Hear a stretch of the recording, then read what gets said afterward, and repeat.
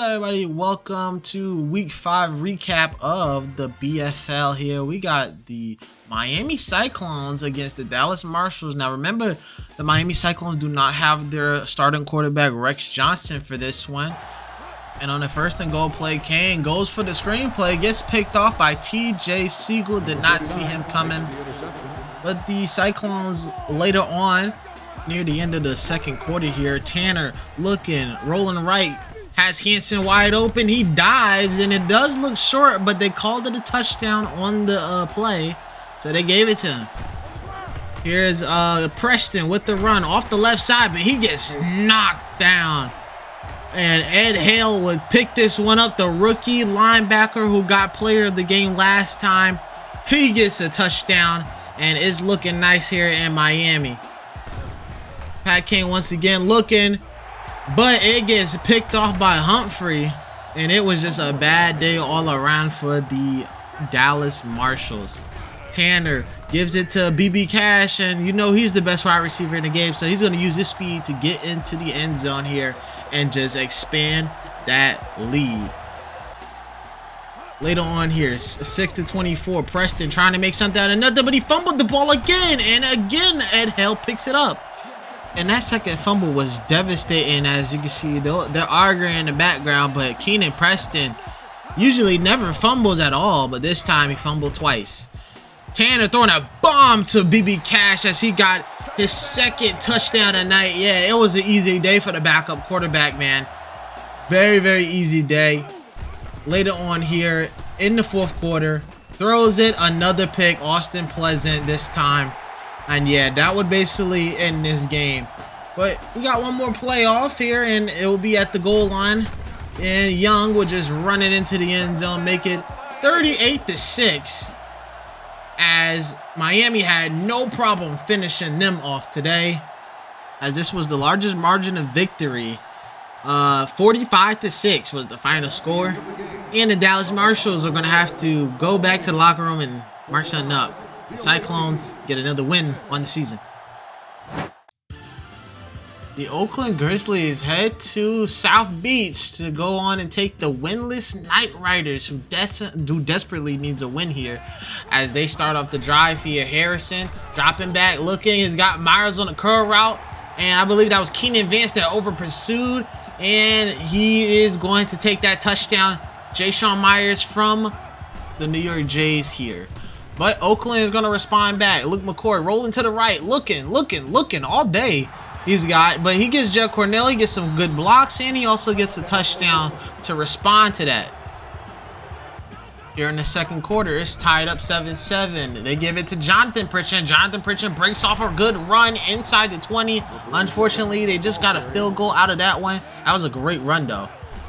But McCoy, play action fake, sees Tariq Jammer, has some separation, and man, he is so good at these bomb touchdowns, man. He's been doing it all season. He is definitely rookie of the year material. So they get back into the red zone. Third quarter here on the third down. Cornell breaks a tackle, but just can't get it in. They have to settle for 3.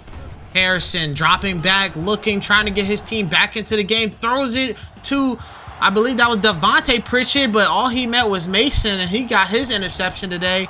That was a big mistake there. Oakland here trying to capitalize on the mistake here. Gives it to Tariq Jammer, and once again, he's showing that blazing speed. Gets inside the 20 this time. But the defense holds once again and leads them to just a field goal. Fourth quarter here. Looking. Harrison throws it to Patrick Parker, and he had him wide open. That was all end zone right there. But they had to settle for 3. Luke McCoy throws a deep ball. He's feeling lucky today, but no, it gets picked off. And that was Bobby Lowe with the interception. Here we go, 1st and 10, under 2 minutes. Harrison goes for a deep ball to Ja'Shawn Myers, but it gets picked off by Tucker, and that would end the game. Another loss for Orlando. They go 0-5 on the season, while the Grizzlies pick up a much-needed victory. A 2-1 LA squad looking confident going against the Detroit Demons here in Detroit. This was a slow game here, but in the midway through the first quarter, Whitman Dropping back, throws a deep ball to Jeremy Holmberg, the former Dallas Marshal. Got a big gain there. Here he goes. Here's a goal-to-goal situation. Whitman looking, throws it to Sheldon Massey, his main man, and they get a touchdown.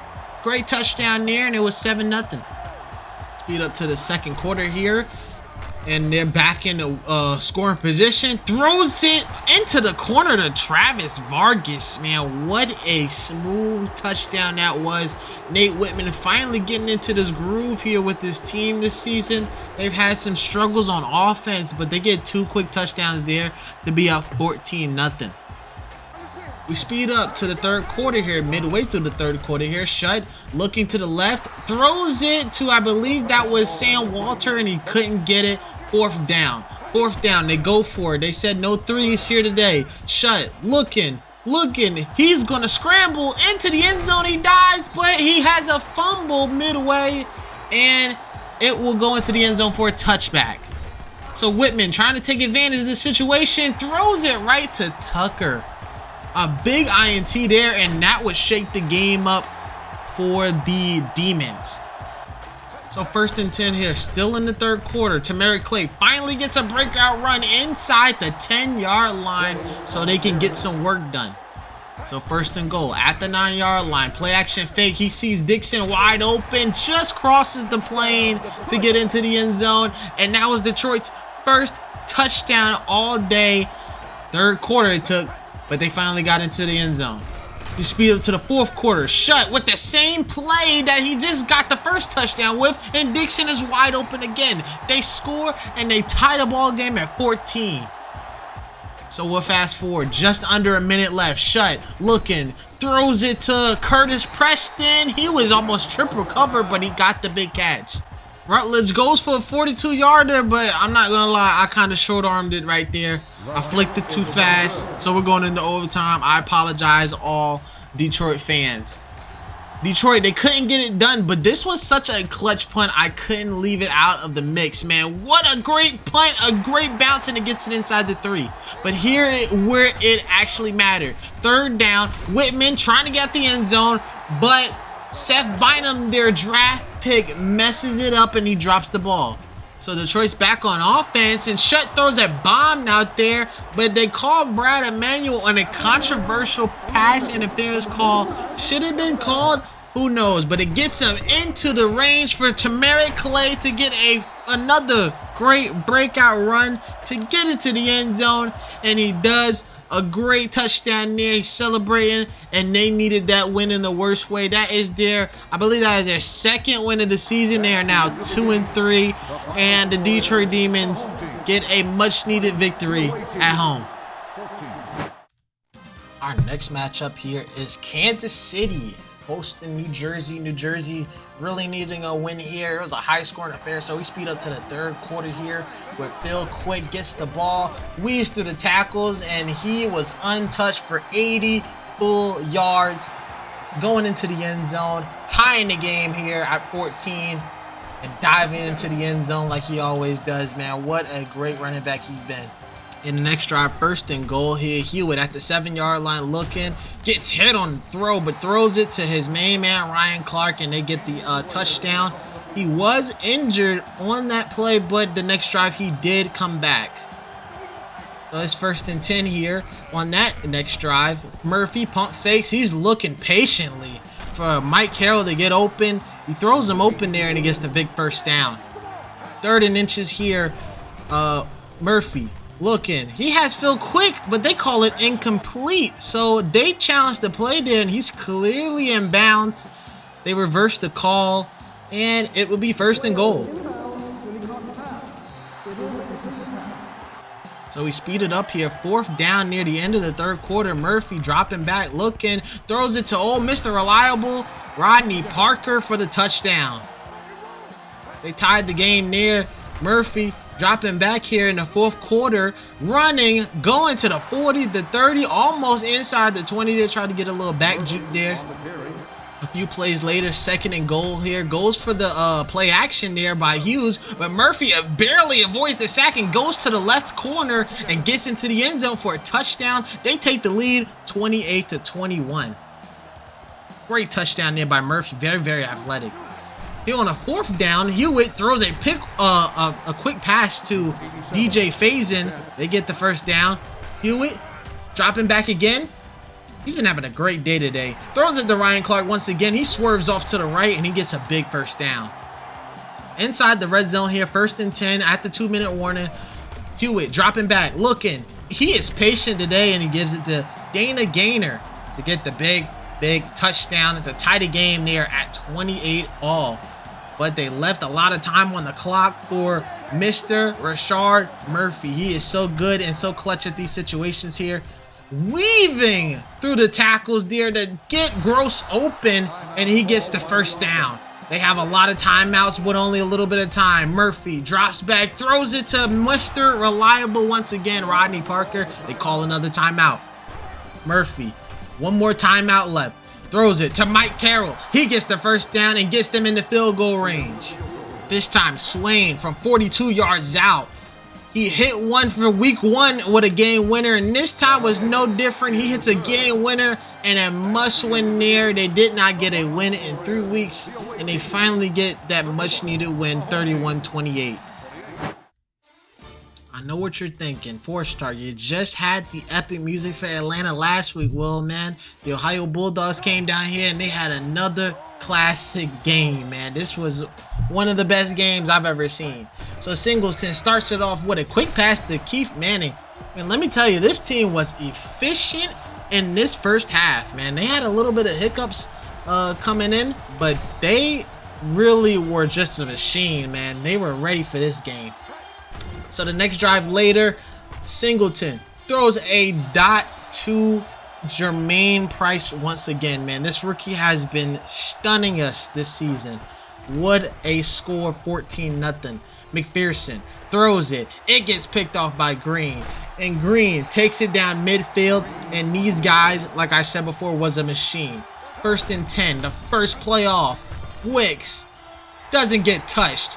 Down the field, off the left hash, into the end zone. Another touchdown. It is 21-0. 4-star, why do you have the epic music for these guys? Well, let me tell you something.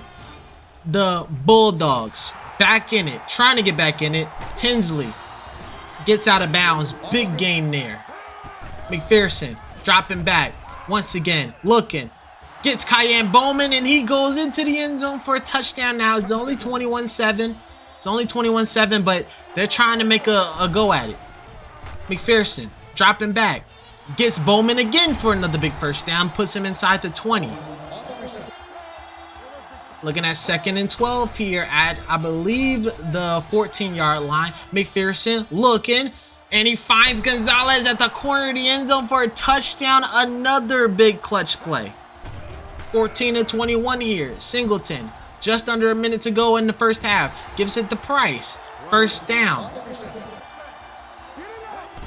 Dropping back here. Singleton gets sacked by number 54, which would lead to a field goal.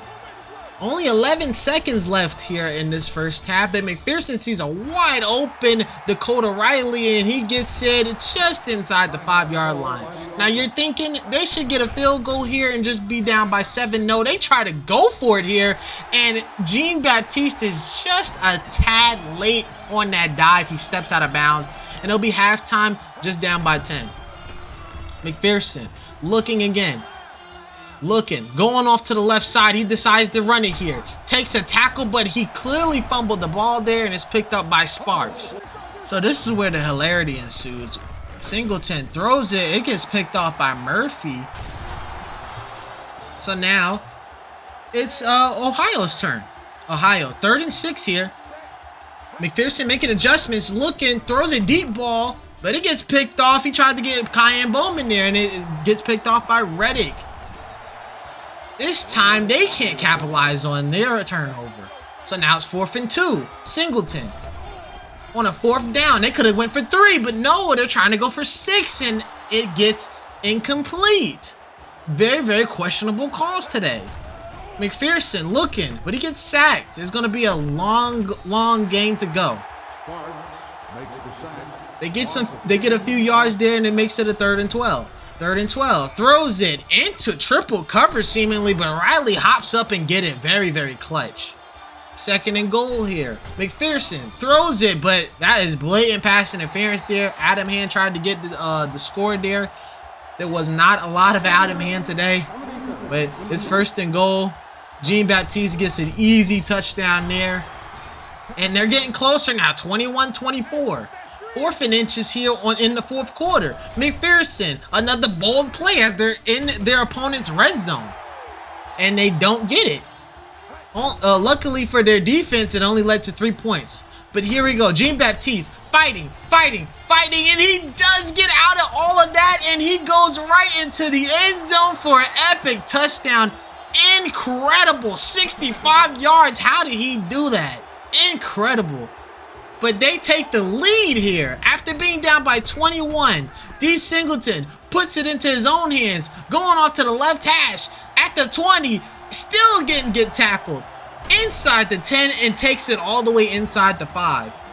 So the very next play is Singleton decides that, hey, if I did all that, if I got a big 50-yard gain, I might as well take it into the end zone myself. They take the lead back, and of course, they're up only 33-28. So the only logical step here is to go for 2. Play action pass here, but Singleton just fakes out number 54 enough so he can get into the end zone. They get the 2-point conversion. They're up by 7. 2nd down and 9 here. McPherson looking, throws it into a seemingly covered Cayenne Bowman, but he fights to get open and gets the 1st down. 2nd and 10 inside the 20 once again. He has great protection, but he throws it to Dakota Riley for a clutch touchdown to tie the ball game up here at 35 apiece. Now they were down 21-0. 21-0 at one point. Incredible. But D. Singleton said, man, I do not want to be caught with my pants down 21-0. I got to win this game. Throws it to Abbott, gets the 1st down.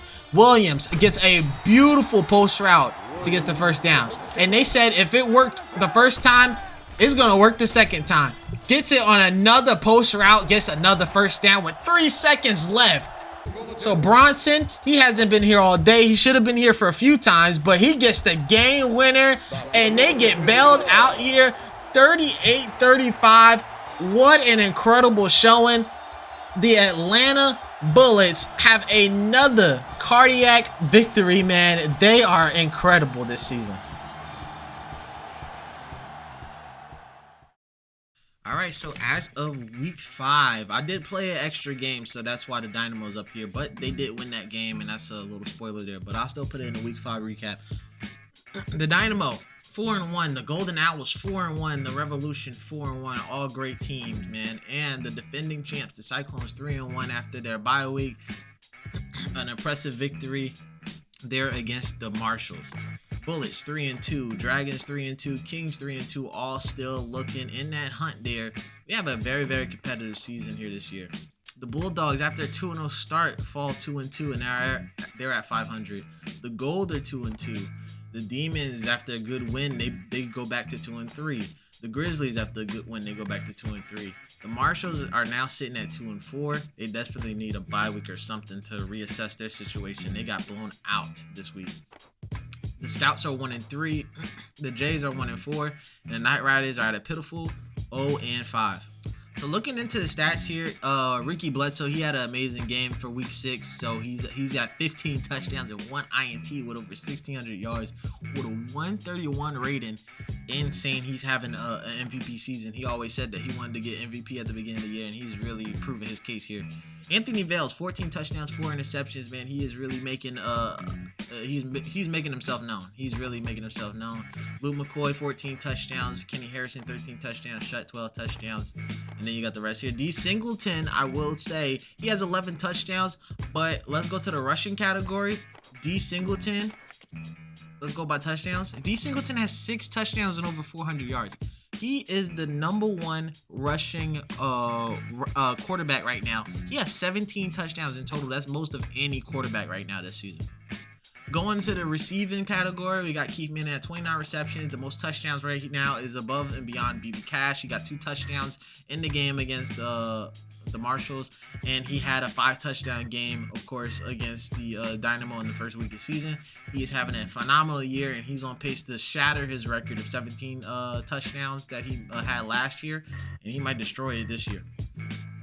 Our defensive leader, Sean Bates, he's had a great season so far, 33 tackles so far. The most sacks right now is Nate Bundy of the linebacker for the Marshals. Sammy Hayes is right behind him with 5 sacks. We got Benjamin Dexter, the rookie, with 4 sacks. He's trying to get Defensive Player of the Year. Our interception leader is Brendan Gill still. We got Akeem Tucker right behind him. And of course, a lot of other guys that still have 2 interceptions. There's a lot of guys that have 2 interceptions this year. So now for week 6, we have the schedule right now. I already have a spoiler. Ricky Bledsoe had an amazing game. He had 4 touchdowns, but we'll put that in the week 6 recap. Our week 6 game of the week is the Kings and the Gold. That might be shifted around to maybe the Night Riders and the Golden Owls. I don't know. I might just keep it at one this week. The Bullets take on the Cyclones. The Bulldogs take on the Dragons. That should be interesting. The Scouts need a must-win game, so they won't go, I believe, 1-4 or 1-5 this season against the Demons. The Jays and the Revolution play. That should be interesting as well. The Jays really need a win at home. And the Kings, of course, are taking on the Gold for our game of the week. Grizzlies have a bye week, and it's been a very, very interesting coming to the middle of the season here. We have a lot of great competitive teams. We got a lot of teams trying to get back up to a respectable record. Right now, the MVP race is looking pretty well with Ricky Bledsoe leading the pack right now. He's just having just great games. So far, so good. But tune in for week 6. We'll have the Kings and the Gold, and then we'll have the weekly week 6 recap. Thank you guys for watching, and like and subscribe.